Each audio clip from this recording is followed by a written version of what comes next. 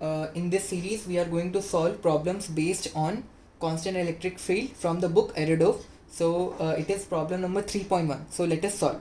So in the question, it is given that calculate the ratio of electrostatic to gravitational interaction forces. Okay, gravitational interaction forces between two electrons and between two protons. मतलब दो electron और दो proton के बीच में we have to find the ratio of electrostatic and gravitation force. Okay, and second part of the question says that at what value of the specific charge, मतलब specific charge मतलब होता है q by m of a particle would these force become equal. Okay, so ये question है, तो solve करते हैं question. So question में बेसिकली क्या पूछा गया है, तो अगर मैं ड्रॉ करूँ, सो इधर सपोज एक इलेक्ट्रॉन है एंड इधर, so let us solve for electron first. Okay, so यहाँ पे दो इलेक्ट्रॉन है जिनके बीच का जो डिस्टेंस है, let us assume it to be R. Okay, हमने अज्यूम कर लिया कि ये आर है. सो इधर मास ऑफ इलेक्ट्रॉन एंड इधर भी मास ऑफ इलेक्ट्रॉन. ओके, क्लियर है. इधर चार्ज ऑफ इलेक्ट्रॉन और इधर भी चार्ज ऑफ इलेक्ट्रॉन. ओके, सो सबसे पहले हम लोग पहले क्या कर रहे हैं, इलेक्ट्रॉन्स के लिए सॉल्व कर रहे हैं. For electrons. Okay, for electrons we are solving. Understood? So electrons के केस में सबसे पहले जो ग्रेविटेशनल फोर्स होगा और इलेक्ट्रोस्टैटिक फोर्स, तो सबसे पहले हम लोग इलेक्ट्रोस्टैटिक फोर्स निकाल लेते हैं. तो इलेक्ट्रोस्टैटिक फोर्स कितना हो जाएगा बताओ. F electric it will be K Q one Q two divided by उनके बीच का जो डिस्टेंस है. ओके, सो इस केस में के इंटू चार्ज कितना है, E square divided by R square. Clear है, ये इलेक्ट्रोस्टैटिक फोर्स हो गया. सिमिलरली ग्रेविटी फोर्स कितना हो जाएगा, ठीक है, एफ ग्रेविटी. सो अगर मैं इसको कैलकुलेट करूं तो it will be G m1 m2 divided by R square होता है. सो इस केस में G mass of electron into mass of electron divided by R square. Clear है. सो बेसिकली ये कितना हो गया, ये हो जाएगा G M E square divided by R square. अभी हम इन दोनों को डिवाइड कर देंगे. So F electric basically magnitude, F gravity. जैसे ही इन दोनों एक्सप्रेशन को मैंने डिवाइड किया तो देखो आर स्क्वायर और आर स्क्वायर तो कैंसिल हो जाएगा. तो क्या बचेगा, K E square divided by G M E square.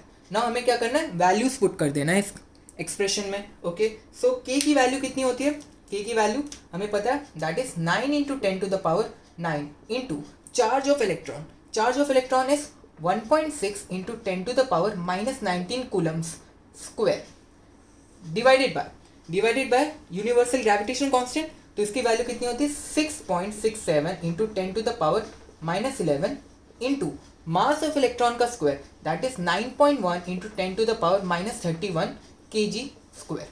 Clear है. अभी देखो इस एक्सप्रेशन को हमें सॉल्व करना है. सो सबसे हम लोग क्या कर सकते हैं कि जो सारी नंबर्स हैं उनको एक साइड ले लो और 10 की पावर्स को एक साइड ले लो. सो 9 इंटू 1.6 इंटू 1.6. ओके, ऊपर ये बच रहा है, नीचे क्या बचेगा बताओ, 6.67 इंटू 9.1 इंटू 9.1. ओके, अभी 10 की पावर्स को एक साथ ले लो, तो ये 10 टू द पावर 9 है, ये कितना हो जाएगा, -38. ठीक है, सो 10 टू द पावर 9 माइनस 38, ये ऊपर चला गया, सो प्लस 11, और ये देखो -31 है, तो -31 इंटू 2 यानी -62. ऊपर जाके क्या बन जाएगा, +62. तो अभी इस एक्सप्रेशन को सॉल्व कर देंगे. अभी देखो तुम लोग फास्ट भी किया जा सकता है. अभी जैसे अप्रॉक्सीमेशन कर लें तो ये 9 से ये 9 कैंसिल हो सकता है.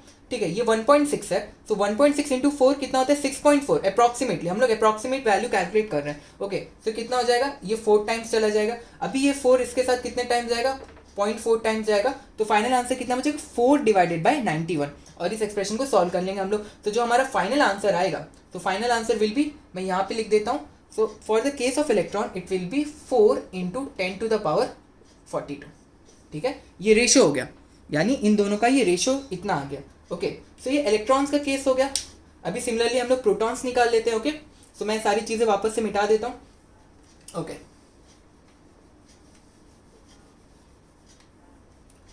Okay, now for the protons, अभी हम लोग क्या करेंगे, प्रोटॉन्स के लिए सॉल्व करेंगे.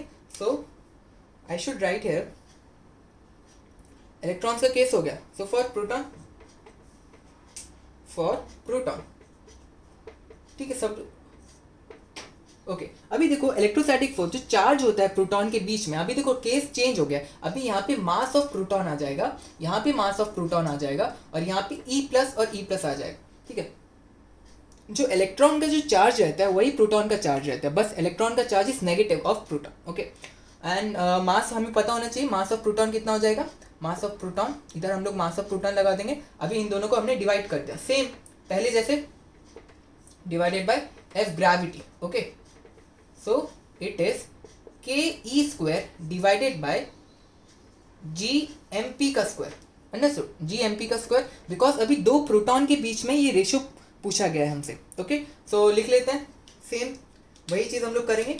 So what is the coulombs constant, it is 9 into 10 to the power 9 into E square, charge का square, so it is 1.6 into 10 to the power -19 coulombs का square, divided by G, universal gravitation constant is 6.6 into 10 to the power -11 and mass of proton का square. Okay, ये कितना होगा 1.67 into 10 to the power -27 का square.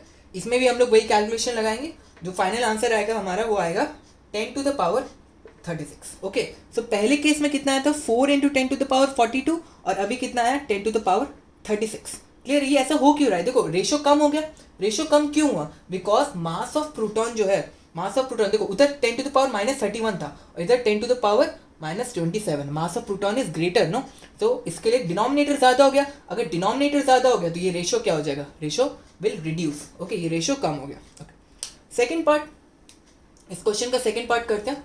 Okay, so question के second part में देखो क्या पूछा गया है हमसे, क्वेश्चन के सेकेंड पार्ट में है कि अगर दोनों फोर्सेस इक्वल हो गए, ठीक है, दोनों फोर्सेस इक्वल हो गई, that is electrostatic force is equal to F gravity अगर हो गया, तो उस केस में Q बाय एम का रेशो पूछा है। तो हमें पता है ये इलेक्ट्रोस्टैटिक फोर्स कितना होता है, ये होता है के Q square divided by R square. Okay, और ग्रेविटी कितना होता है G M one M two, दोनों सेम मास अज्यूम किया तो एम वन एम टू कितना हो जाएगा M square divided by R square. अभी आर स्क्वायर से आर स्क्वायर कैंसिल हो गया। Okay, so Q by M कितना बचेगा बताओ, Q by M will be equal to, देखो ये इधर आ गया, Q बाय एम का square will be J by K, G by K under root, so ये Q बाय एम, इसको ही हम लोग बोलते हैं स्पेसिफिक चार्ज, इसको क्या बोलते हैं specific charge, that is Q by M. अच्छा, इसका यूनिट क्या होगा, charge divided by mass, charge divided by mass, it will be, अगर मैं इसका यूनिट लिखूं इधर, so unit will be coulombs per kg. Okay, अगर कभी क्वेश्चन में आ गया कि G बाय के रूट का यूनिट क्या होगा, तो तुम लोग डायरेक्ट ये भी कर सकते हो, Q by M is G by K, बस अभी वैल्यू पुट कर देते हैं, तो Q by M is G by K under root. Okay, and सबको ये पता होगा जो के कूलम्स कांस्टेंट है, it is 1/4 pi epsilon naught, where epsilon naught is the permittivity of free space. Okay, so G by K value substitute करना है, पहला क्वेश्चन काफी इजी है 3.1, उसमें से वैल्यू सब्स्टिट्यूशन के ऊपर प्रॉब्लम्स है। Okay, so 6.67 into 10 to power -11 divided by 9 into 10 to the power 9 का अंडर रूट। क्लियर है, ये आंसर आ गया। अभी देखो इसको थोड़ा सॉल्व करते हैं, तो 6.67 और 9 है, ठीक है, तो 3 से डिवाइड कर दो, तो कितना हो जाएगा 2.2, अप्रॉक्सीमेशन कर रहे 2.22 ले लो, डिवाइडेड बाय 3, और इधर कितना हो जाएगा 10 टू द पावर -20 का अंडर रूट। क्लियर है, हम लोग G बाई के का रेशो निकाल रहे हैं, सो Q बाई एम कितना हो जाएगा बताओ। अभी देखो इसको रफली सॉल्व कर दो, 10 टू द पावर -20 का रूट तो काफ़ी अच्छे से आ गया, ठीक है, तो कितना हो जाएगा 10 टू द पावर -10, ये कितना हो जाएगा बताओ, ये 2.2 है, इसको मैं 2.1 लेता हूँ, 2.1 डिवाइडेड बाई 3 यानी कितना 0.7, सो ये 0.7 into 10 to the power -10 under root आ गया। अभी देखो 0.7 का स्क्वायर रूट पूछा गया है, 0.7 का स्क्वायर ऑब्वियसली 0.7 का स्क्वायर रूट 0.7 से तो ज़्यादा ही होगा। सो अगर तुम्हें आंसर भी नहीं पता है, कैलकुलेटर की हेल्प से हम लोग निकाल सकते हैं। सो बेसिकली कितना हो जाएगा ये 0.86 into 10 to the power -10 coulombs per kg. अभी देखो ये बेसिकली मैथ्स हो गया ना। अभी सबको पता होगा कि जो y is equal to x square और y is equal to root x, जब x की वैल्यू 0 से 1 के बीच में रहती है, so for x between 0 to 1, ठीक है, root x is greater than x square ना। तुम लोग ग्राफ से कंपेयर कर सकते हो, ग्राफ से अगर कंपेयर करेंगे तो एक्स स्क्वायर का ग्राफ कैसा रहता है, वो ऐसा आता है, और रूट एक्स का ग्राफ ऐसा होता है। तो तुम लोग चेक कर सकते हो 1 के पहले जो वैल्यू रहती है रूट एक्स ग्रेटर रहता है definitely for x is less than 1 और 0, मतलब x की वैल्यू अगर 0 और 1 के बीच में रहेगी तो रूट x की वैल्यू जो है वो x स्क्वायर से तो ज़्यादा ही रहेगी। तो देखो 0.7 की वैल्यू 0.7 रूट की वैल्यू से ज़्यादा ही रहेगी, तो ये फाइनल आंसर आ गया। अदरवाइज ग्राफ से भी कर सकते हैं, अदरवाइज कैलकुलेटर से भी कर सकते हैं। So this was problem number 3.1। Thank you.